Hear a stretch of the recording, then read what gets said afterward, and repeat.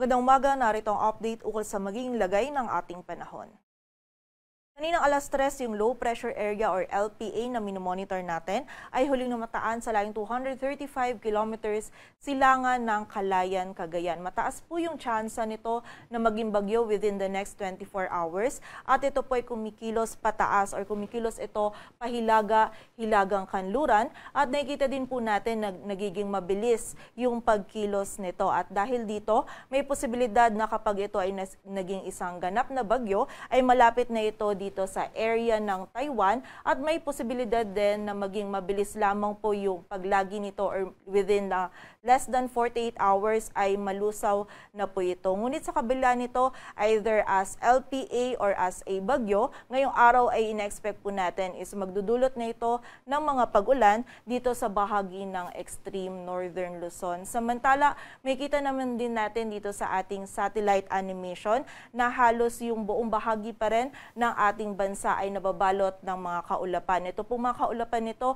ay dulot ng southwest monsoon o habagat na patuloy pa rin magdudulot ng mga pag-ulan dito sa malaking bahagi ng Luzon at Visayas, maging dito din sa kanlurang bahagi ng Mindanao. So ito pong mga pag-ulan nito ay posible pa rin hanggang sa mga malalakas na pag-ulan yung ating maranasan, lalong-lalo na dito sa may western section ng Luzon. Kaya paalala po para sa ating mga kababayan, kapag po tayo ay lalabas, lalong-lalo na yung mga kababayan natin na lalahok sa mga pagdidiriwang ngayong araw ng kalayaan, huwag po natin kalilimutan yung pananggalang natin dito sa mga pag-ulan nito and also pag-iingat pa rin at pagiging alerto sa banta ng mga pagbaha at pagguho ng lupa. Samantala, yung bagyo naman na minomonitor natin sa labas ng ating area of responsibility na si Tropical Storm Wu-Tip ay huli pong namataan sa layong 1,025 kilometers kanluran ng northern Luzon. At patuloy nga po itong papalayo dito sa ating area of responsibility and wala na rin po itong direct effect or wala itong direct effect sa anumang bahagi ng ating bansa.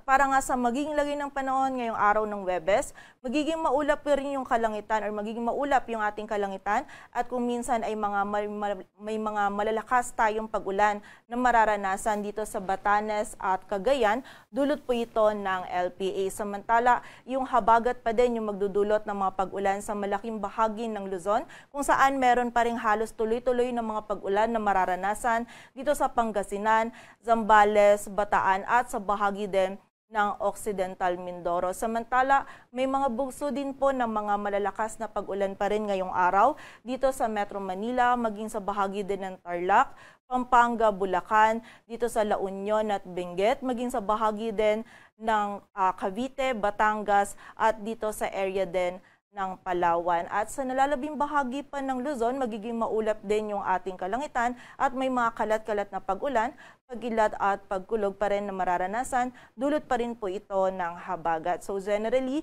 buong bahagi pa rin po ng Luzon ngayong araw, yung makakaranas pa rin ng maulap na kalangitan at ng mga pag-ulan, lalong-lalo na dito sa western section ng Luzon. So muli po, pag-iingat pa rin para sa ating mga kababayan sa banta ng mga pagbaha at pagguho ng lupa.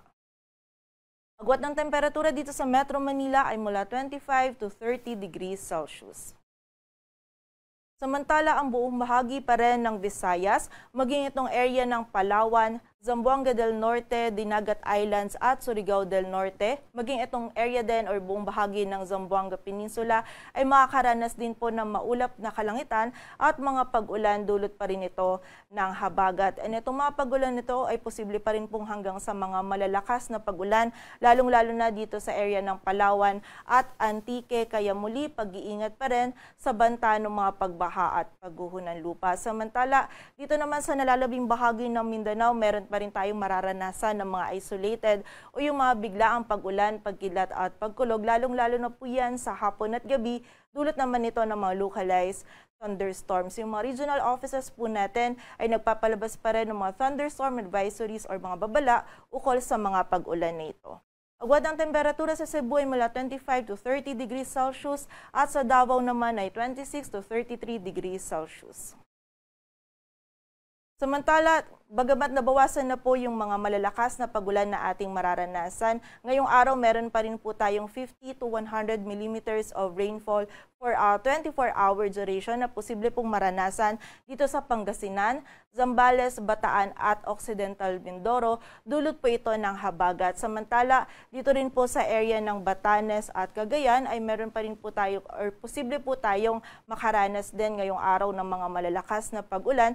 Dulot naman po ito ng LPA na ating minomonitor.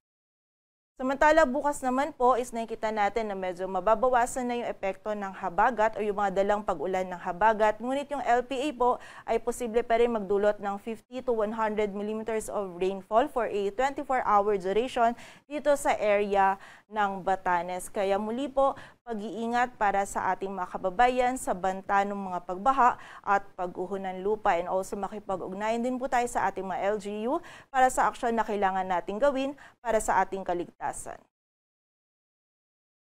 Para naman sa lagay ng dagat baybayin ng ating bansa, wala po tayong nakataas na gale warning. Ngunit iba yung pag-iingat para sa mga kababayan natin na maglalayag dito sa may northern at western seaboards ng Luzon, kung saan magiging katamtaman hanggang sa maalon yung lagay ng ating karagatan.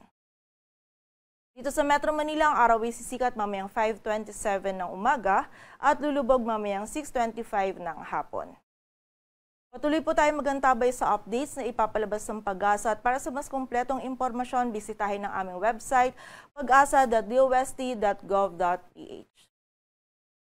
At yan po muna ang latest dito sa Weather Forecasting Center ng Pag-asa. Grace Castañeda, and Happy Independence Day po sa ating lahat.